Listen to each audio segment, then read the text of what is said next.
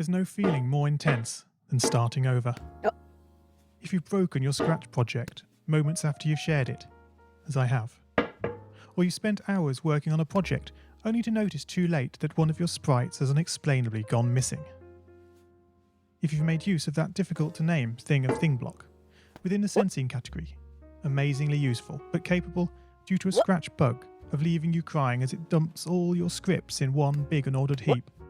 If you've made real progress coding a game over the course of the week, only to come back the next day to discover you weren't even logged in, nothing has been saving. Starting over is harder than starting up. If you're not ready for that, like if you've already had a bad day at school, then what you're about to go through may be too much. Feel free to go away and come back. I'll be here. Alright. Thanks for coming with me on this trip. I'll understand if you need to take a break at any point. Just find a safe place to stop and remember to pause the game by pressing P. On Scratch you can find loads of remixed or reimagined recreations of existing games, and with good reason. George Bernard Shaw said, "Imitation is not just the sincerest form of flattery, it's the sincerest form of learning." This game is a recreation of a game that came out in 2017, titled Getting Over It with Bennett Foddy. That game in turn was a homage to a free game that came out in 2002. Both games involved dragging yourself, using a hammer, up a mountain assembled from assets and objects sourced from many other games. It seems appropriate then that, when trying to recreate Getting Over It in Scratch, that we should construct our mountain from the same assets used in literally millions of Scratch projects, the unmistakable contents of the Scratch costume library. Unlike Unity or Unreal, Scratch does not provide you with a built-in physics or 3D rendering engine. There's no state-of-the-art debugger, you can't even pause your scripts. We are forced to program old school. Our experience capped at 30 frames per second on a 480 by 360 pixel stage. But these very restrictions force us to experiment, to think out of the box, to grow as developers as we become masters of all things Scratch. And let's not forget, what we lack in technology, we make up for in community. This fantastic bunch of budding software engineers, building, learning, creating, playing, remixing, as diverse a group of people as the very Scratch assets we now so skillfully attempt to ascend.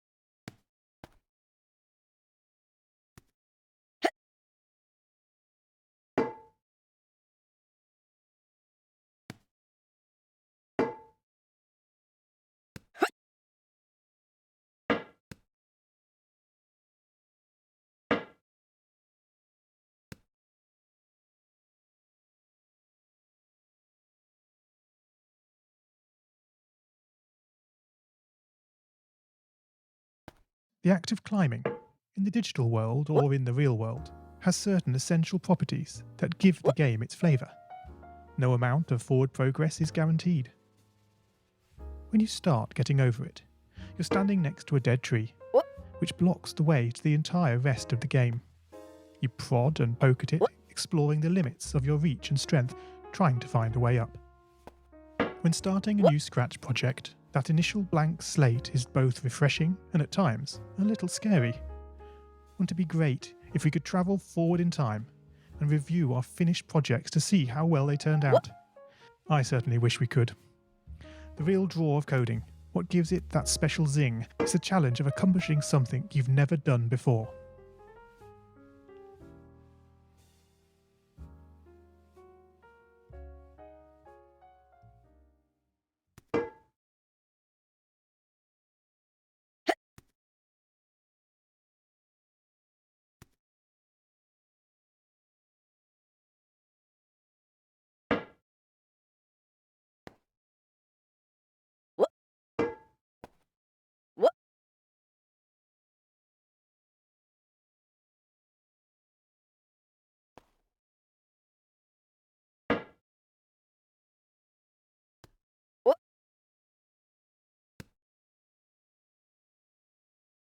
At this point, you don't want to fall into the trap of rushing into creating loads of content, designing all the levels, the player costumes, all the easier stuff that can be perfected later.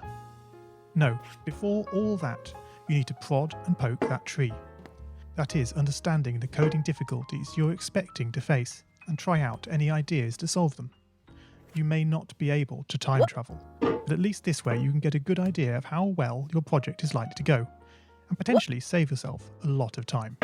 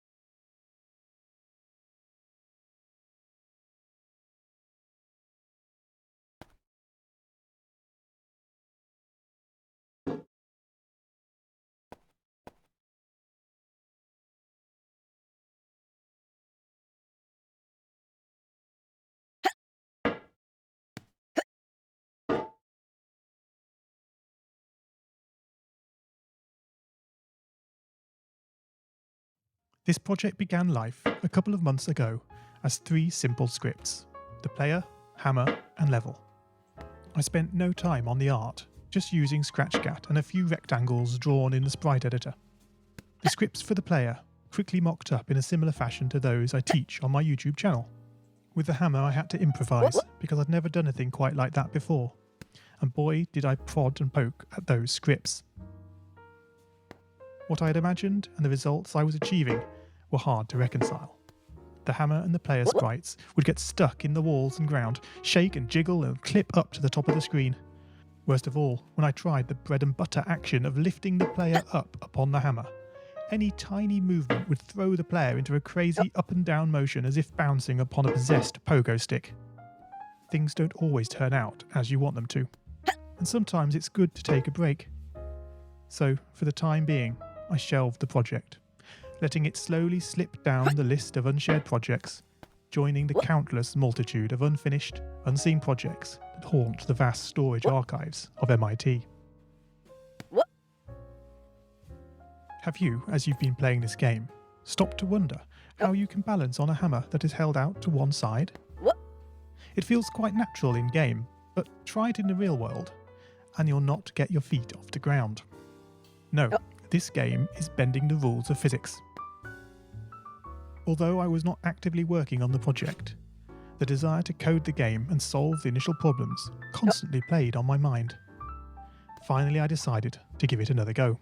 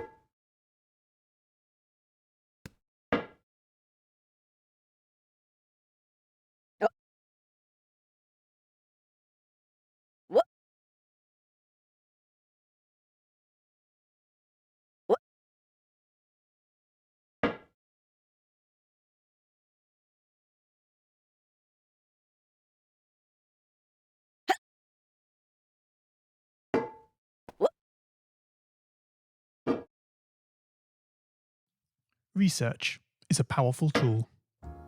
Don't just rely on what you think you know. YouTube can be a great resource for gameplay videos. Being able to pause and rewind the action is invaluable. Did you know that you can step through videos frame by frame using the angle bracket keys? My research helped to confirm many thoughts I'd been having, and also uncovered some nuances around mouse movement that had really got me stumped. All this was food for my brain, and I was super fired up to bring it all to scratch.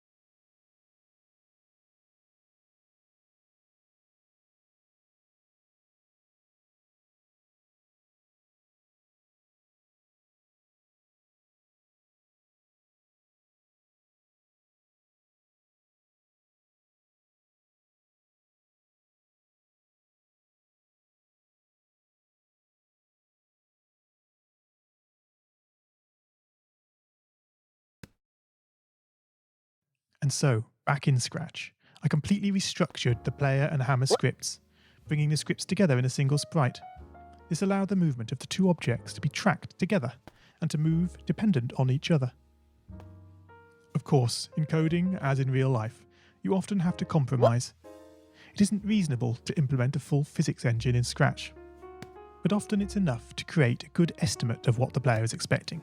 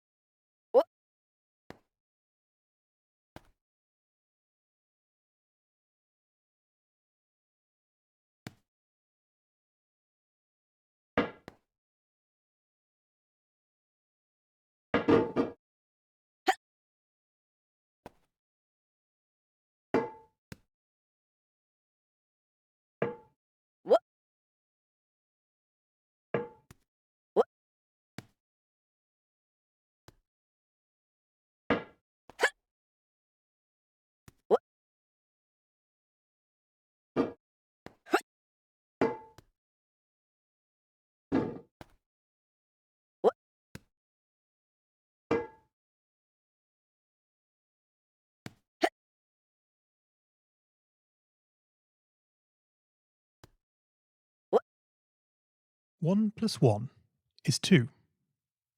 If this wasn't always the case, if sometimes the answer was 3, then we would be in trouble. The addition operator is therefore referred to as deterministic.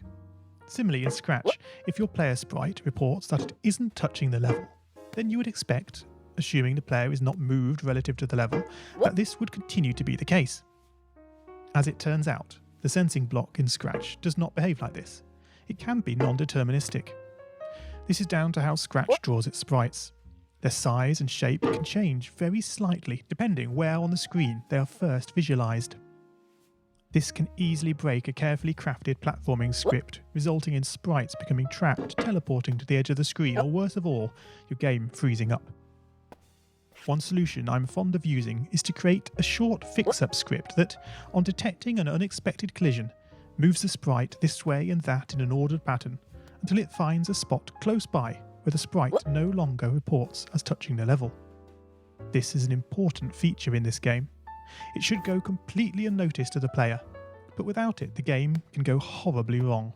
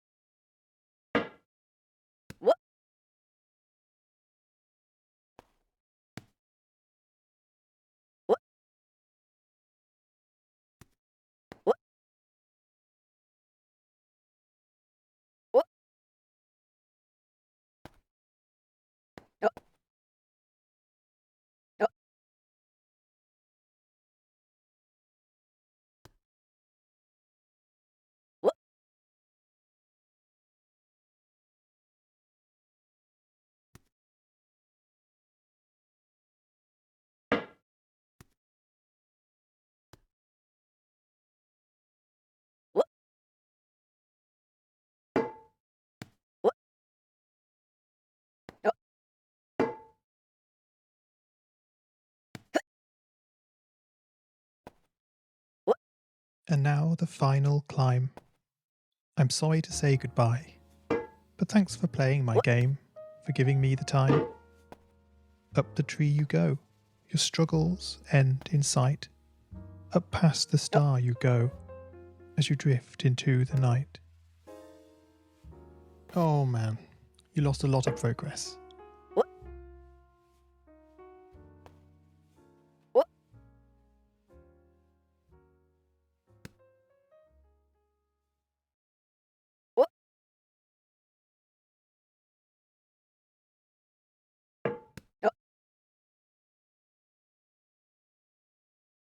Whoops, oh dear.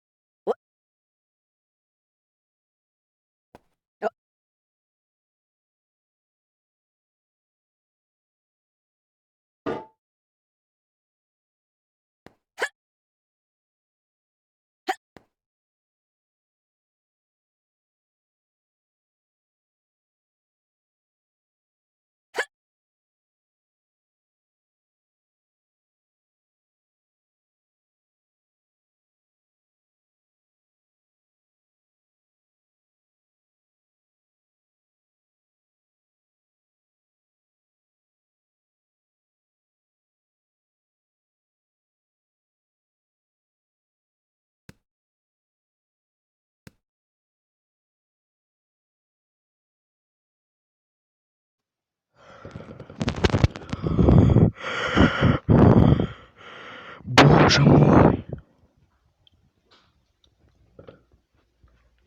Я это реально сделал.